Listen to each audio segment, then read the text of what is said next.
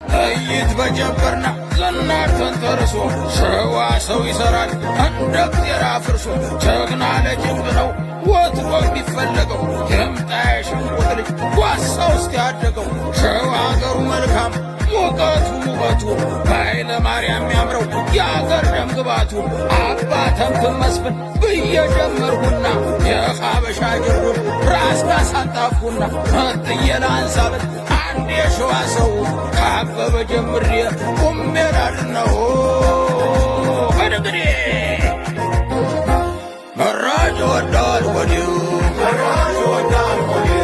ተኳሸ ወዘው ወዘው